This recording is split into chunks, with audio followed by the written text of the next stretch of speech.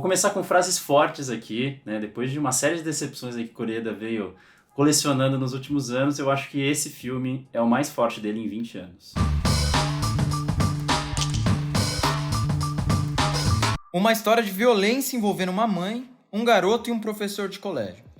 Assistimos aos 3 pontos de vista.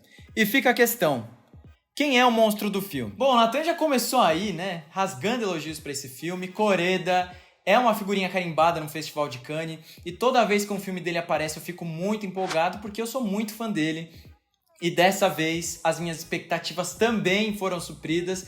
Então assim, Nathan, já que você deu essa frase aí super entusiasmada sobre o filme, eu quero saber por que você gostou tanto dele. Pois é, Eder, eu acho que o Koreda tinha chegado a um patamar lá em Cannes que ele tava muito mais pelo nome do que pelos filmes em si que ele tava fazendo. Acho que aquele Third Murder e o Broker são péssimos filmes. Like Father, Like Son e o Shoplifters, né, Assunto de Família, que ganhou a Palma de Ouro uns anos atrás, que a gente tem vídeo aqui no canal inclusive, são ótimos filmes, mas também nada grandiosos. E o filme que eu mais gostava, achava ele muito acima da média, era o After the Storm, né, o Depois da Tempestade, de 2016.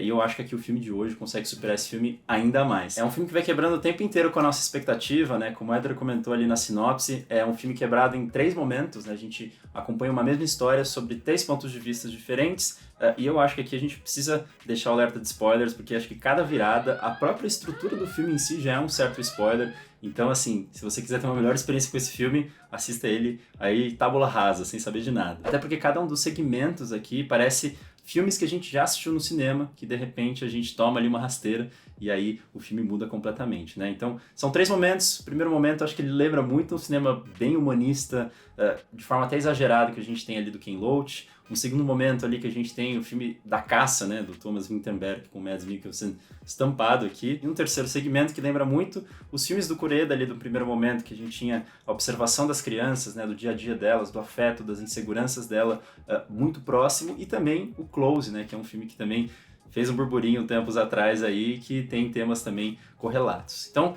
pra gente dividir aos poucos, eu queria começar falando aqui dessa primeira parte mais humanista, que o Éder, quando ele assistiu o filme, né, ele assistiu antes de mim, ele falou assim: nossa, Nathan, um dos melhores filmes do ano. E eu comecei a assistir essa primeira parte, eu só me irritava, porque eu falava, parece muito esse cinema mais tardio de Ken Loach, né, conhecido aí pelo Daniel Blake, por exemplo. O que eu quero dizer, né? Você tinha essa personagem da mãe que olhava ali pro mundo à volta, né, e só via injustiças, né? Como é que essa escola trata o meu filho desse jeito? Como é que ninguém vai fazer nada a respeito? Ela ia pro supermercado e de repente via a diretora da escola dando uma rasteira numa criança. Olha como todo mundo é muito mal, esse sistema tá totalmente corrompido. Tem uma série ali de frases de impacto, né? Como, por exemplo, ela chega em determinado momento e fala que não vê vida em nenhum dos olhos ali dos diretores que estão à volta dele. Então ela era esse único bastião de humanidade no meio dessas instituições falidas e burocráticas. É um momento do filme que você vai ter várias associações de imagens bastante óbvias, né? Quando você tem ali o momento final, né? Quando a criança supostamente parece ter cometido um suicídio, a gente vê uma imagem de um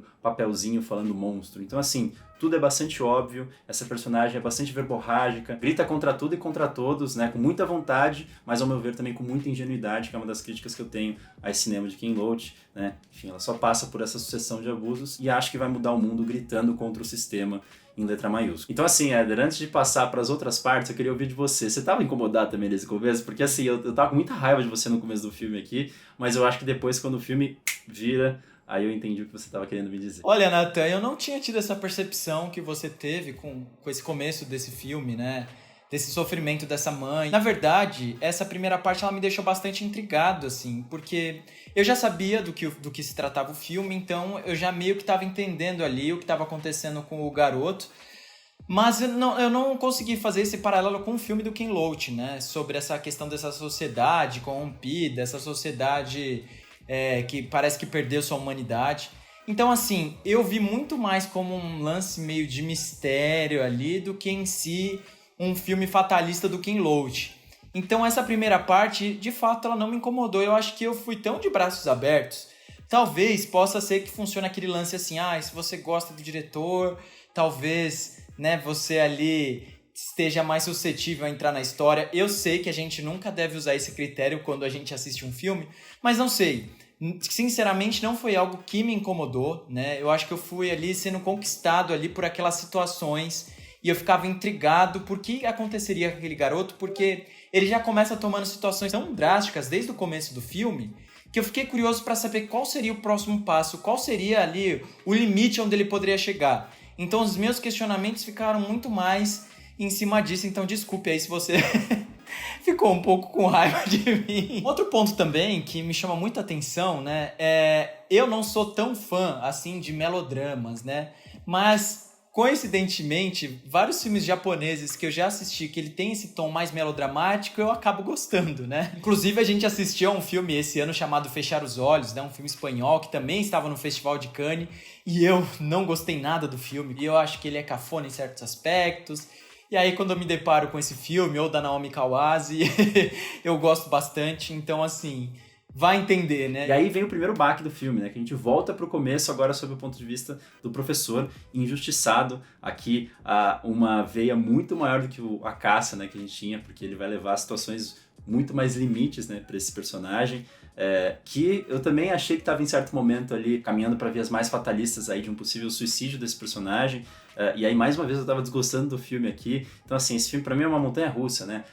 O tempo inteiro ele parece que está criando uma expectativa, de repente ele quebra e explica o porquê que ele estava levando o filme desse jeito até então. E é isso que acontece para esse terceiro segmento, que ressignifica essas duas partes mais uma vez. De fato, a gente está falando de um filme de violência, a gente está falando de um filme de sofrimento, mas não pelo que os adultos estavam pensando, né? Então a gente começa o filme ali naquele primeiro segmento achando que a mãe não é super protetora, porque todos os indícios que ela tem ali levam a crer que o filho está sendo abusado de alguma forma. Aí, de repente, a gente vê que o professor está sendo injustiçado, a gente pensa, será que essa mãe não foi de fato super protetora? E a gente fica do lado do professor. Bom, então talvez ele não tenha sido o filho da puta que a gente achava no primeiro segmento. E aí nesse terceiro segmento a gente vai entender que esses dois personagens, né, a mãe e o professor, foram ruins, né? Mas também não ruins da forma como o filme estava pintando até então. Ruins porque essa duplinha de personagens reproduzia um discurso de masculinidade e de homofobia sem perceberem, mas que batia para esses personagens ali, as crianças, de uma forma muito mais profunda. Então o que acontece é que esse é de fato um filme muito sobre ponto de vista, né? São três personagens que vivem em um mesmo tempo, em um espaço, mas cada um tem as suas dores e ninguém compartilha com as outras pessoas, de forma a parecer que eles vivem em tempos e espaços completamente diferentes. Eles olham para essa história de forma completamente diferente. Até porque se a gente olhar para as próprias crianças, né, se a gente estava falando que um comentário bobo dos adultos batia nelas com muito mais força, um comentário que é bobo para elas, né, essa pequena mentira que elas criam a respeito do professor, vai criar todo um pandemônio em volta da vida dos adultos. Então a pergunta que o Éder faz ali logo no começo do vídeo, né, de quem que é o monstro dessa história, depende muito do ponto de vista que a gente está olhando essa situação. A mesma coisa pode ser motivo de terror e de afeto, dependendo de quem olha. E eu acho que o filme mergulhar com tanta vontade em cada uma dessas tendências de cinema, né, de Ken Loach a Lucas Dont do Close, te envolve de um jeito, mesmo que pela repulsa, que te faz comprar muito o discurso até ali. E aí a rasteira vem quando o roteiro e a montagem fazem mostrar que, na verdade, esse é só um dos possíveis filmes, né, dessa história que a gente está acompanhando. Inclusive a montagem eu acho fantástica aí, a ordem que a gente tem ali dessas histórias, porque se a gente fosse pelo caminho contrário, começasse pelas crianças, a gente não conseguiria chegar no terceiro segmento com a mãe, sentindo o terror que a gente sente com o filme começando com ela. Estou encantado em como o filme consegue desarmar todas essas expectativas e, ao mesmo tempo, mostrar que a força está nesse desarme, né? A força está nessa multiplicidade de coisas acontecendo ao mesmo tempo. O que é muito legal é que seu julgamento ele vai sendo transformado a partir do momento em que esses pontos de vista vão sendo desbloqueados, né? Que a gente vai poder ter acesso de forma mais profunda a essa história e aí a gente vai entendendo que ela vai ficando mais complexa e a gente vai entendendo um pouquinho mais das atitudes de cada um desses personagens e acaba bagunçando tudo aquilo que a gente achava que poderia haver da conclusão dessa história. Eu acho que um primeiro ponto que a gente precisa dizer aqui, né, é sobre a questão de encaixar esse filme ou o Close, que a gente mesmo citou, como filmes LGBTs, né? Várias pessoas discutem, será mesmo que de fato acaba entrando dentro dessa categoria? Porque, enfim, a gente vê o desenvolvimento, talvez, de uma amizade, de uma relação entre dois garotos, e logo a gente acaba colocando isso dentro de uma caixinha. E no filme Close, né, isso acabou ficando muito forte porque ele participou de vários festivais dentro dessa categoria. Então isso acabou deixando esse rótulo muito forte no filme, mas isso foi muito discutido e eu acho que é uma discussão que acaba entrando nesse aqui também. Mas se a gente partir do pressuposto, né, de um filme LGBT, QIAP+, o filme Close, ele tem um final que eu acho bastante fatalista e me incomoda muito. E uma crítica que eu trouxe é: mais uma vez, quando a gente vê duas pessoas do mesmo sexo ali, perto da adolescência, tentando se aproximar, acontece numa situação super fatal, no final super triste. E eu tava bastante desanimado em ver aquele filme, e essa acho que foi dos pontos principais da minha crítica. E eu tinha muito medo que isso acontecesse nesse filme, mas ele vai totalmente na contramão. E eu acho que ele consegue trazer muito a delicadeza da amizade, da inocência, de conseguir aproveitar esses momentos tão bonitos que esses garotos têm, sem falar o quanto a sociedade é cruel e quanto ela não permite que em pleno 2023 ainda a gente não consiga ver essas amizades sinceras ou um outro tipo de sentimento que floresça entre duas pessoas do sexo masculino. Então eu acho que ele consegue trazer tudo isso, coisa que no Close eu acho que ele não consegue mostrar esse lado. Talvez ele tente trazer essa discussão, mas ele acaba sendo vítima do próprio discurso que ele acaba construindo. E por que eu tava muito empolgado ao ver esse filme se a gente o colocá-lo nessa ótica de um filme LGBTQIAP+. Eu tô falando dentro da minha experiência de cinema, de filmes japoneses que eu assisti até hoje. Eu vi pouquíssimos filmes, ou eu não me recordo de algum filme que eu tenha assistido. Tem filmes com essa temática, mas eles não chegaram a mim, né? Então, assim, eu fiquei muito empolgado em ver um filme que é um filme japonês, que vai por essa ótica e que estava competindo no Festival de Cannes.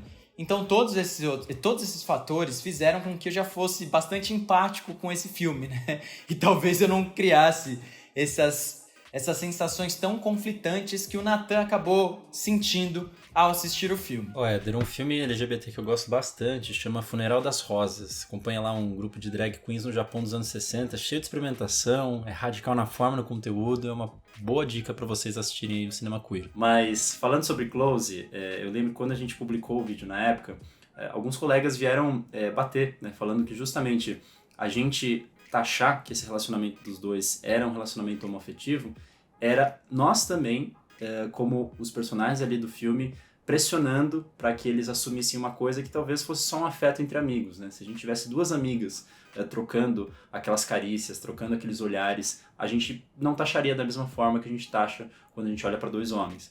E eu acho que é um ponto de vista muito válido, que aqui também se faz muito forte, especialmente porque nunca fica claro, né? Os personagens eles nunca dizem um para os outros que eles têm sentimentos românticos, né? O que chega mais próximo de falar alguma coisa nesse sentido é o protagonista quando ele fala que ele não tem certeza, que é uma frase muito importante, mas ele acha que ele gosta de uma pessoa. Ele também nem diz como ele gosta dessa pessoa. Então, assim, pode ser uma relação só de amizade, pode ter outras coisas no fundo, mas a gente taxar isso, pode ser que a gente também se coloque ao mesmo lado aqui do filme do Koreda, no caso, da mãe e do professor. E mais ainda para esse filme eu gosto porque dialoga totalmente com esse debate que a gente está tendo, né? Cada um tem um ponto de vista. Você pode ter o seu ponto de vista e de fato achar que ali é um relacionamento dos dois. Aqui nós podemos ter um outro e achar que é só uma amizade. Enfim, sobre cada um dos aspectos do filme a gente pode ter um ponto de vista. No Close esse debate também ficava em aberto, só que eu acho que aqui no Koreda é mais interessante porque esse procedimento, né, de arma e desarma fica explícito, né? Como a gente veio comentando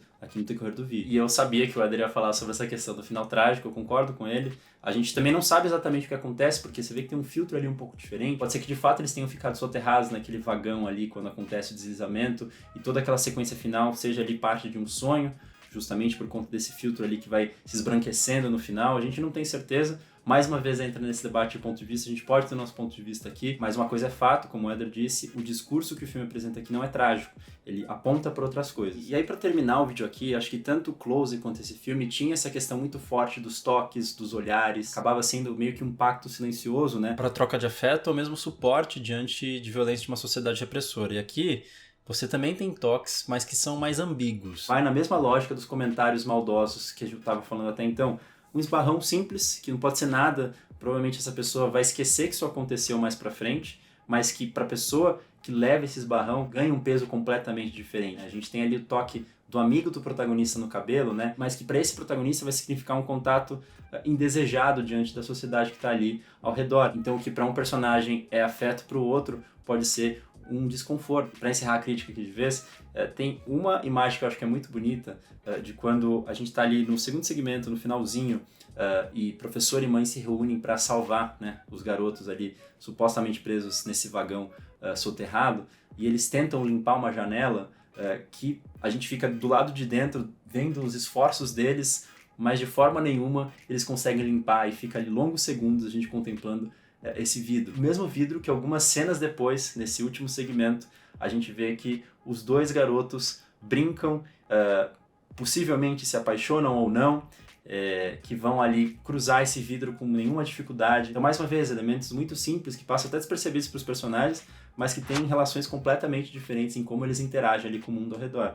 Então, assim, eu acho que sim, o filme é melodramático, sim, o filme tem esses momentos de exagero, mas ele também tem esses momentos de sutileza que eu acho que embelezam muito mais. Então, assim, Cannes esse ano tá muito forte. La Chimera, que a gente fez vídeo aqui no canal, e esse, até agora, os filmes que a gente assistiu da última edição de 2023, os mais fortes. E olha, é difícil escolher qual dos dois eu prefiro.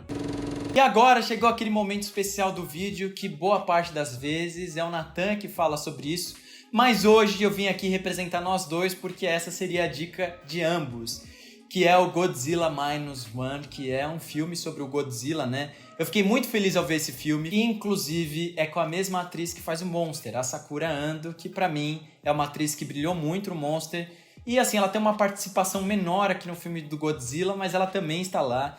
Então assim, a nossa dica aí pro final de ano, é um filme que tá no cinema, eu acho que vale a pena ver na telona, porque tem efeitos lindíssimos, e uma curiosidade, ele foi feito com média de 15 milhões de dólares aí, quebrando esses filmes de 200 milhões da Marvel aí, tem feito os efeitos especiais bem mais ou menos, a gente tem que combinar. E os japoneses, eles estavam fortes esse ano, além do Godzilla, que eu também sou apaixonado, tem um outro filme que eu sei que você não gosta, que a gente fez vídeo aqui no canal, que é o filme novo ali do Hamaguchi, O Mal Não Existe, né, que também vai lidar com personagens que são bons e ruins ao mesmo tempo, enfim, que também tem ali pontos de virada que a gente pouco espera que aconteça, é uma chave completamente diferente.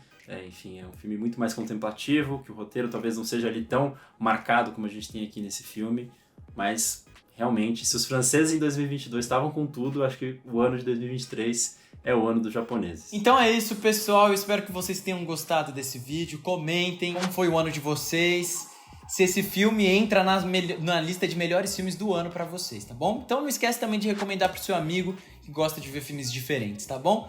Então é isso, espero que vocês tenham gostado. Um grande beijo, um abraço e tchau!